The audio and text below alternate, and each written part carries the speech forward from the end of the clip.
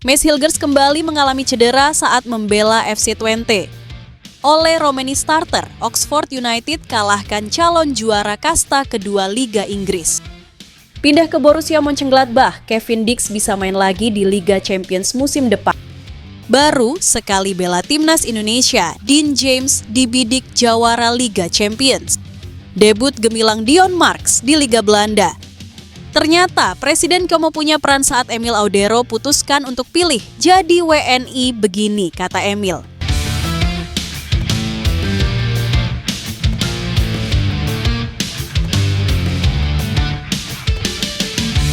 Mace Hilgers kembali mengalami cedera saat membela FC Twente. FC Twente berhasil mengamankan 1 poin penting saat menjamu Fortuna Sittard dalam lanjutan pekan ke-28 Eredivisie. Sayangnya bek timnas Indonesia Mace Hilgers ceder lagi. Laga yang berlangsung di Stadion De Grolschveste pada Sabtu, 5 April 2025 itu berakhir imbang 1-1, namun menyisakan catatan penting terutama bagi bek timnas Indonesia, Mace Hilgers. Pemain kelahiran Amersfoort tersebut kembali dipercaya tampil sebagai starter oleh pelatih Joseph Oosting. Ia dipasangkan bersama Gustav Lagerbielke di jantung pertahanan FC Twente. Keputusan ini terbukti efektif di awal laga, karena keduanya mampu meminimalkan ancaman dari lini serang Fortuna Sittard. Namun Hilgers tidak mampu menuntaskan pertandingan hingga menit akhir. Ia harus ditarik keluar pada menit ke-70 dan digantikan oleh Max Bruns. Keputusan ini diambil setelah sang bek tampak mengalami masalah fisik yang memaksanya keluar lapangan. Hingga saat ini, belum ada konfirmasi resmi dari klub terkait jenis cedera yang dialami oleh Hilgers. Meski hanya bermain selama 70 menit, kontribusi Mace Hilgers dalam laga ini cukup signifikan. Berdasarkan data dari situs statistik sepak bola SofaScore, pemain berusia 23 tahun itu mencatatkan 2 intercept dan memenangkan 5 dari 9 duel yang dihadapinya. Akurasi umpannya pun cukup tinggi, yakni sebesar 81%, hasil dari 26 umpan sukses dari total 32 percobaan. Secara keseluruhan, pertandingan berjalan seimbang.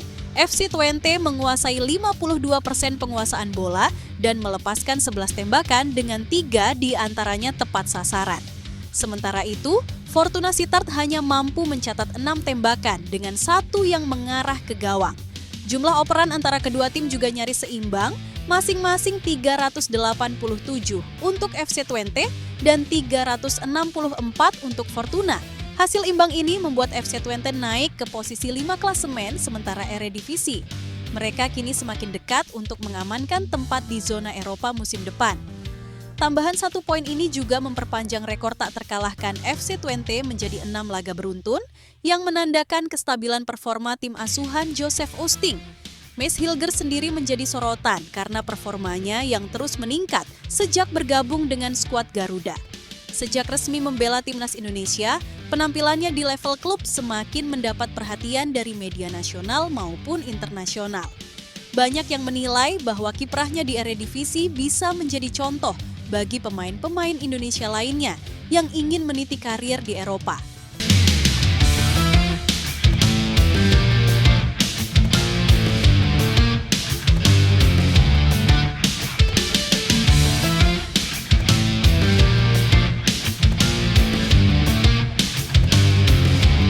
Ole Romeni starter, Oxford United kalahkan calon juara kasta kedua Liga Inggris.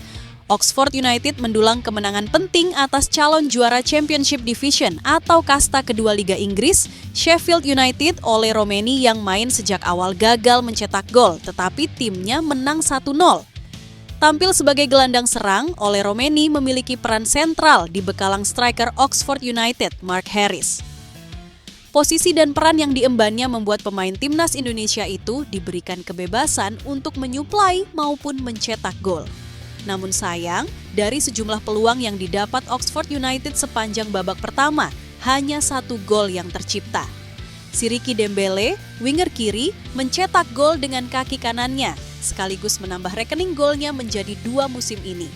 Pada babak kedua, pelatih Oxford United memutuskan untuk menarik keluar Ole Romeni. Alex Matos dimainkan guna menambah tebal pertahanan timnya. Hingga laga bubaran, skor 1-0 bertahan. Tambahan 3 poin ini sangat berarti buat Oxford United.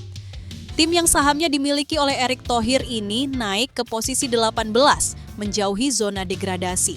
Di sisi lain, ini jelas kemenangan yang impresif mengingat Sheffield United merupakan calon juara Championship Division.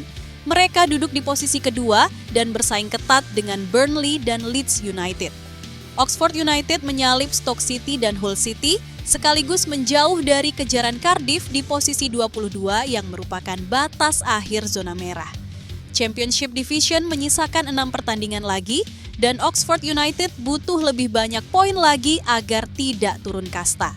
Sejak didatangkan Oxford United pada bursa transfer musim dingin, Ole Romani baru 2 kali tidak tampil, yakni saat timnya menang 3-2 atas Luton Town dan imbang 0-0 melawan Derby County.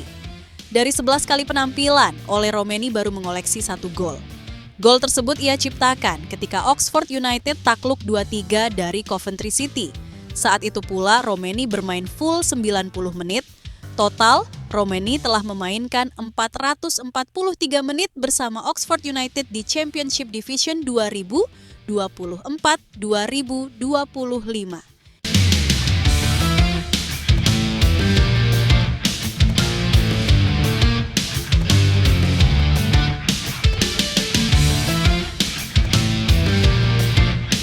Pindah ke Borussia Mönchengladbach, Kevin Dix bisa main lagi di Liga Champions musim depan. Pemain timnas Indonesia, Kevin Dix bisa merasakan lagi mentas di Liga Champions musim depan bersama Borussia Mönchengladbach. Kevin Dix saat ini memang masih bermain untuk FC Copenhagen. Bek timnas Indonesia sedang membantu FC Copenhagen untuk bisa meraih juara Liga Denmark.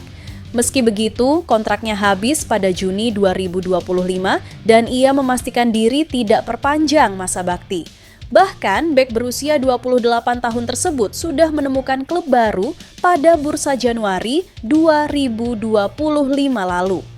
Adalah Borussia Mönchengladbach yang akan jadi pelabuhan Kevin Dix selanjutnya. Ia pindah ke klub Jerman tersebut dengan status bebas transfer.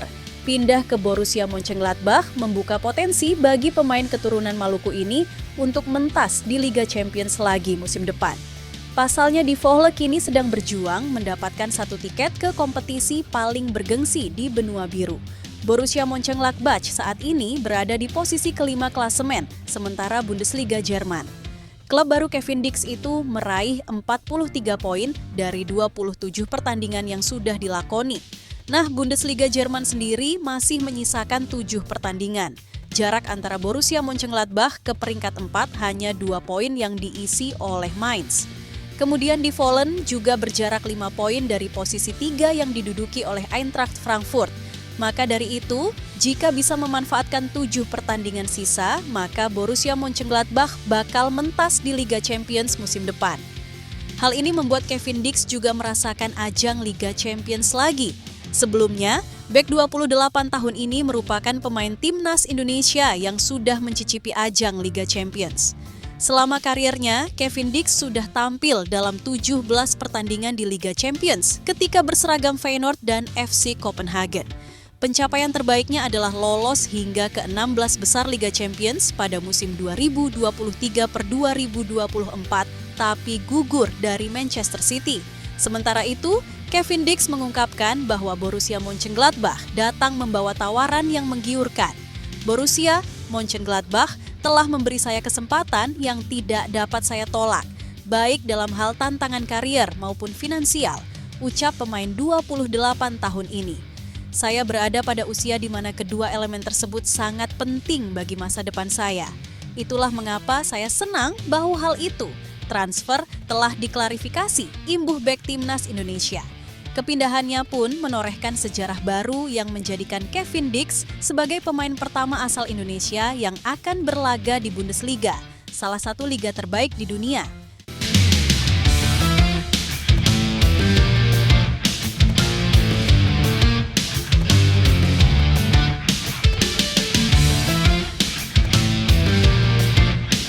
Baru sekali bela timnas Indonesia, Dean James dibidik jawara Liga Champions.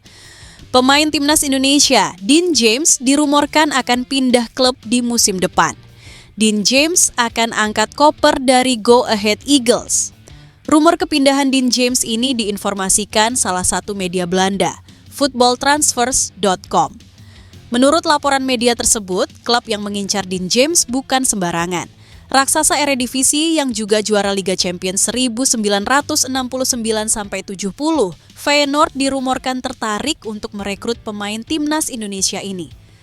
Dean James dianggap jadi pemain yang cocok untuk gantikan peran Quillinsky Hartman. Pasalnya Hartman dikabarkan akan hengkang dari Feyenoord meski pihak klub berusaha ingin memperpanjang kontraknya. Bek kiri berusia 23 tahun itu mengalami cedera lutut serius tahun lalu yang menyebabkan kepindahannya ke Chelsea batal. Menurut kerab bendam dari Voetbal Internasional, Hartman terbuka untuk petualangan baru jika ada kesempatan, ulas media Belanda tersebut.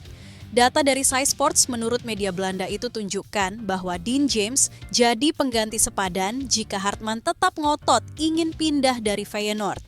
Pemain timnas Indonesia itu memiliki kemiripan 99% dengan gaya bermain Hartman dan bisa cocok dengan atmosfer The Kuip.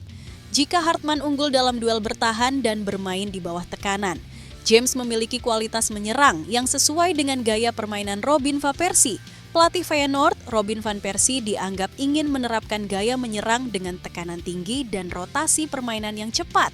Rendahnya skema bertahan James jadi catatan, tetapi kekuatannya dalam permainan menyerang dari sayap bisa mengimbangi. James lebih pandai mencetak gol dibanding Hartman dengan umpan silang dan kecepatan. Antusiasme ditunjukkan bek Dean James usai mendapat panggilan perdana untuk bergabung dengan timnas Indonesia.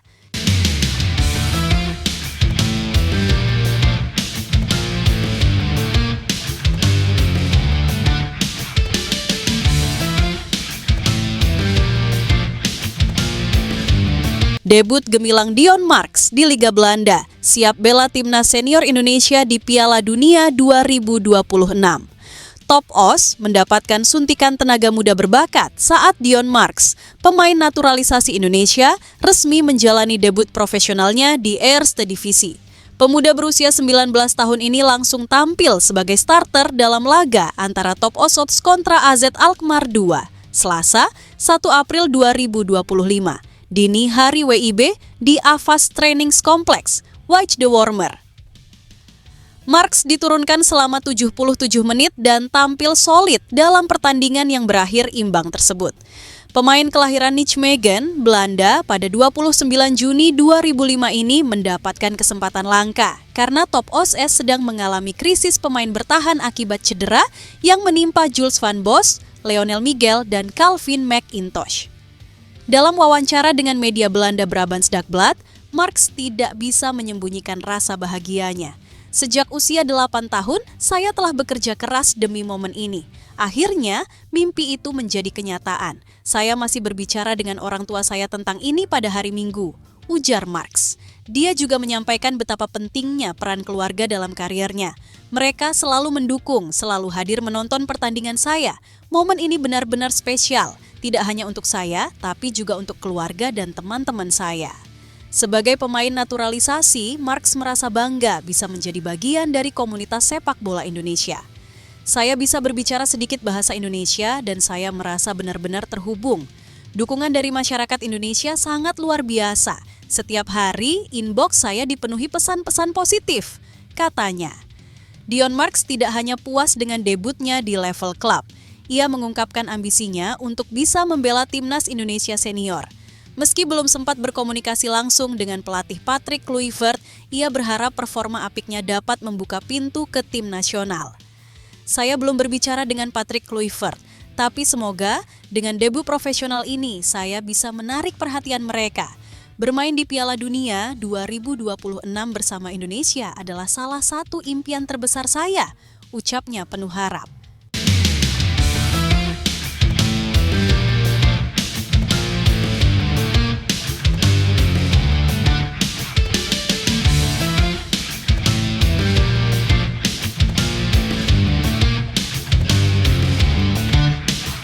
Ternyata Presiden Como punya peran saat Emil Audero putuskan untuk pilih jadi WNI begini, kata Emil. Keputusan yang diambilnya tidak lepas dari pengaruh sosok Presiden Como, Mirwan Suwarso, yang juga merupakan warga negara Indonesia. Menurut Audero sendiri, kedekatan dan peran aktif Mirwan Suwarso menjadi salah satu faktor penentu dalam perjalanan naturalisasinya. Saya sendiri adalah pemain Como, dan saya berkesempatan untuk mengenal Mirwan Suwarso, Presiden Como dengan baik, ungkap Emil Audero. Pernyataan tersebut mengindikasikan bahwa hubungan yang telah terjalin sejak awal kariernya di Como memberikan dampak positif bagi masa depannya.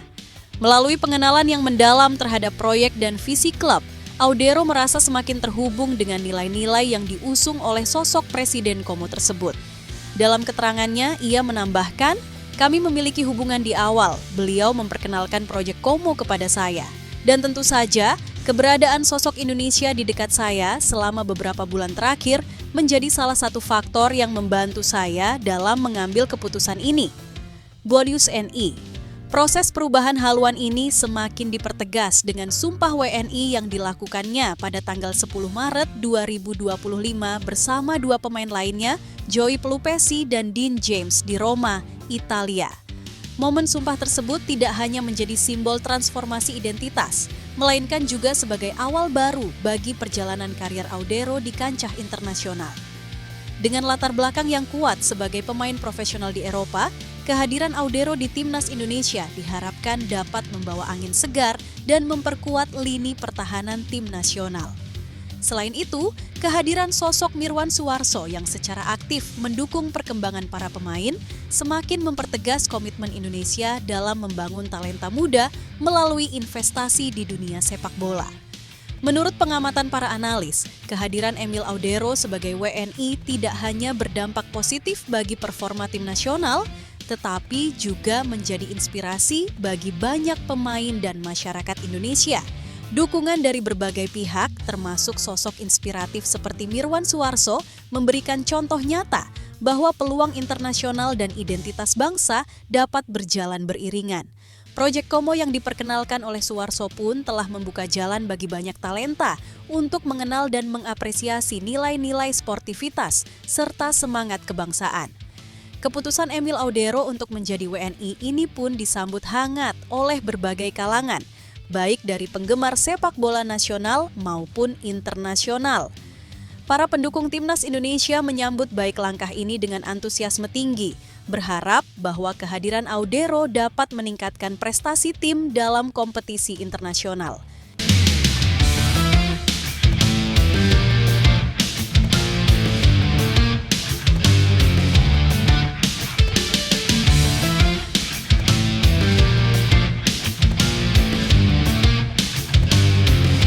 Media Korea gempar, Timnas U17 Indonesia menghina superpower Asia. Kekalahan Korea Selatan dari Timnas U17 Indonesia masih dihebohkan sejumlah media negeri itu, bahkan menyebutnya sebagai penghinaan terhadap tim superpower Asia. Media-media negeri ginseng itu belum bisa menerima kenyataan bahwa tim U17 mereka yang jauh lebih unggul segalanya dari Indonesia harus menelan pil sangat pahit. Kekalahan Timnas U17 Korea Selatan itu terjadi pada laga pembuka grup C Piala Asia U17 2025 di Arab Saudi. Kekalahan itu terasa sangat menyakitkan lantaran mereka terus menggempur pertahanan Timnas U17 Indonesia hampir sepanjang laga. Korea Selatan menguasai bola 68% dan melepaskan total 21 tembakan. Akan tetapi, serangan yang tak efektif dan kurang klinis dinilai menjadi alasan utama mereka menelan kekalahan. Situs resmi AFC menyebut Korea Selatan harus membayar harga sangat mahal karena gagal mengonversi sejumlah peluangnya menjadi gol. Harga yang teramat mahal itu terjadi pada injury time babak kedua ketika pasukan Nova Arianto mendapatkan hadiah tendangan penalti seusai Kim Ji Seong handball di kotak terlarang. Awalnya, kiper Park Do-hun dengan cerdik berhasil memblok bola tembakan Evandra Florasta ke sudut kanan bawah. Namun, bola muntah dari tangannya langsung disambar Evandra dengan tendangan ke dalam gawang. Kekalahan pada pertandingan perdana itu memaksa Timnas U17 Korea Selatan berada di posisi ketiga klasemen grup C. Puncak klasemen dihuni Yaman setelah menekuk Afghanistan 2-0, sedangkan Indonesia berada di posisi kedua. Untuk menjaga harapan lolos ke perempat final sekaligus meraih tiket Piala Dunia U17 2025, Korea Selatan harus memenangi 2 pertandingan tersisa melawan Afghanistan dan Yaman. Sejumlah media Korea Selatan bereaksi negatif terhadap kekalahan tim nasional mereka itu. Sepak bola Korea Selatan yang membanggakan dirinya sebagai kekuatan Asia telah dihina, tulis STN Sports. Media Exports News memberi judul, Sepak bola Korea Selatan runtuh setelah kekalahan yang mengejutkan. Media lain Korea Selatan, Osen memberi judul utama, Masa Kegelapan Sepak Bola Korea Selatan. Teori krisis sepak bola Korea kembali mencuat. Kali ini kekalahan menyakitkan dari Indonesia, tulis Oh My News. Jongang Ilbo mencantumkan banyak peristiwa yang membuktikan bahwa sepak bola Korea Selatan sedang dalam krisis. Krisis itu antara lain ditandai dengan sejumlah kontroversi tentang terpilihnya kembali Chung Mong-gyu untuk masa jabatan keempat sebagai Presiden Asosiasi Sepak Bola Korea atau ketidakadilan dalam penunjukan pelatih timnas Hong Myung-bo. Prestasi tim nasional negeri ginseng di level junior juga tidaklah bagus.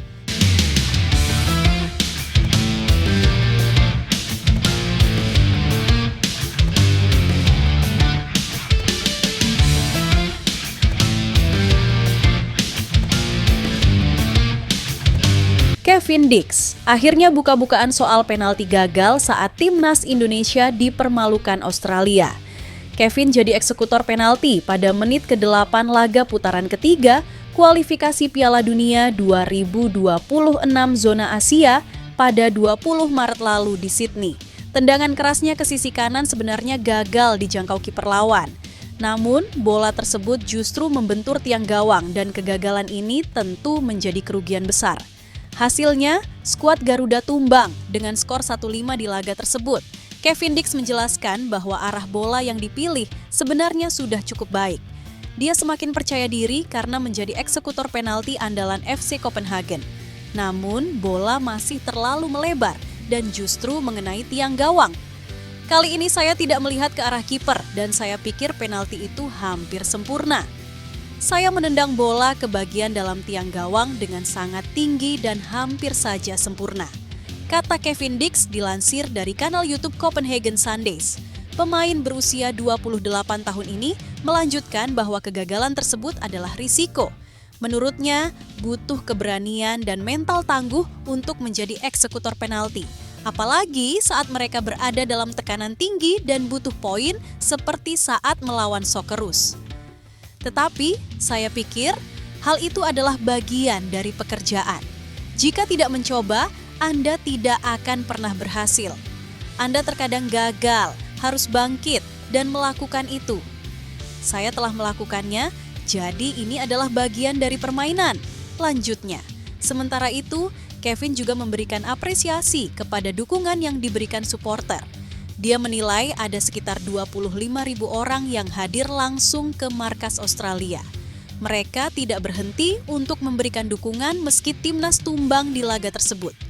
Hal ini jadi pembuktian bahwa Indonesia memiliki supporter fanatik dan siap berada di belakang skuad Garuda. Sekali lagi, kami bermain tandang di Australia dan rasanya seperti bermain di kandang sendiri. Saya pikir stadionnya penuh dengan 25.000 orang Indonesia di Sydney. Banyak sekali dukungan dari orang Indonesia terutama di pertandingan kandang, benar-benar level yang tinggi. Bagaimana orang-orang mendukung kami sebelum pertandingan, bagaimana mereka membuat spanduk dan segala sesuatu yang besar juga, level yang berbeda, tutupnya.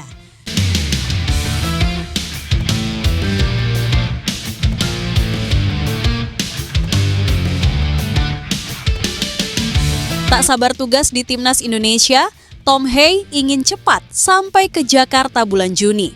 Tom Hye berjanji akan cepat terbang ke Jakarta pada bulan Juni nanti.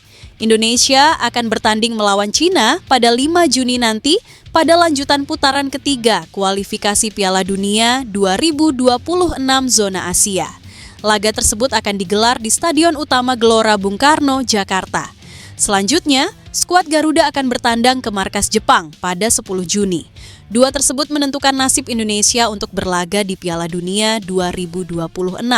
Tom Hye menjelaskan bahwa pada bulan Juni nanti, mereka memiliki jadwal yang lebih baik. Pada FIFA Matchday bulan Maret ini, semua pemain dihadapkan pada jadwal yang padat. Dia juga sudah merencanakan untuk tiba di Jakarta lebih cepat. Hal tersebut juga sudah dilakukan saat bertandang ke Australia. Ada perbedaan yang lebih besar antara jeda internasional terakhir dengan yang ini, bulan Juni.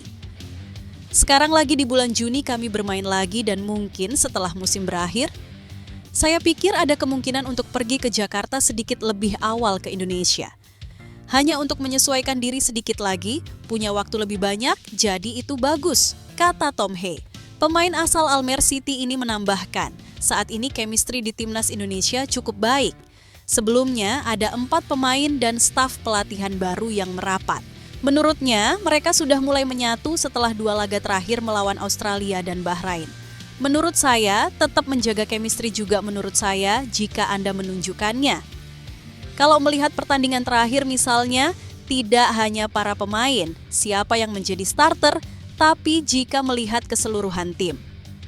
Semua pemain yang masuk, menurutku itu menunjukkan bahwa kita benar-benar satu tim.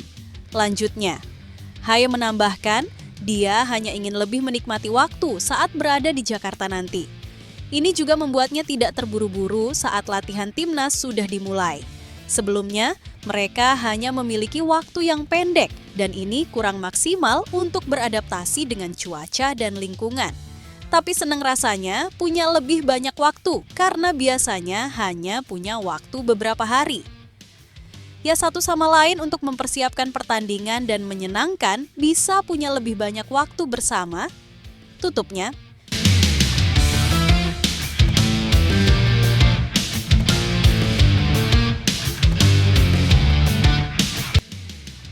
Profil 3 calon, pemain naturalisasi berdarah Jerman, Laurin Ulrich, Reno Munz, dan Ethan Koller. Gelombang minat pemain keturunan untuk membela timnas Indonesia terus mengalir. Setelah suksesnya skuad Garuda di kualifikasi Piala Dunia 2026, kini 3 pemain muda keturunan Jerman Indonesia dikabarkan siap dinaturalisasi dan membela Merah Putih. Mereka adalah Laurin Ulrich, Reno Munz, dan Ethan Koller. 3 pemain yang masih berusia 19 sampai 20 tahun, bermain di klub-klub Jerman dan dianggap punya potensi besar untuk memperkuat lini tengah serta pertahanan Indonesia. Ketiganya menjadi sorotan karena selain memiliki darah Indonesia, mereka juga tampil di lingkungan kompetitif sepak bola Eropa, khususnya Jerman yang dikenal sebagai salah satu negara penghasil talenta terbaik di dunia. Berikut profil singkat ketiga pemain tersebut. 1. Laurin Ulrich, gelandang masa depan VfB Stuttgart.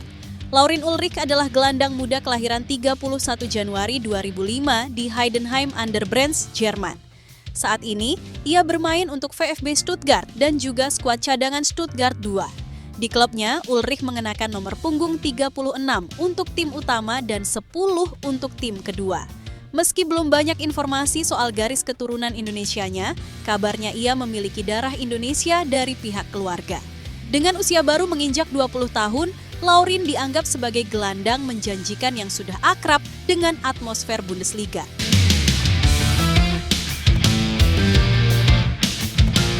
Dua, Reno Munz, bek lahir di Jakarta. Nama Reno Munz mungkin belum banyak dikenal publik Indonesia, namun dia sebenarnya lahir di Jakarta pada 2 Oktober 2005. Kini, ia tercatat sebagai pemain SPVJG Greuther Fürth dan juga memperkuat tim keduanya, Greuther Fürth 2. Dengan tinggi 1,88 meter, Munz memiliki keunggulan fisik yang mumpuni untuk mengisi posisi bek tengah. Ia juga memiliki paspor Jerman dan pernah tercatat bermain di berbagai level usia dalam sistem sepak bola Jerman. Fakta bahwa Reno lahir di Indonesia menjadi modal kuat untuk proses naturalisasi, apalagi usianya masih sangat muda dan potensial untuk berkembang bersama skuad Garuda.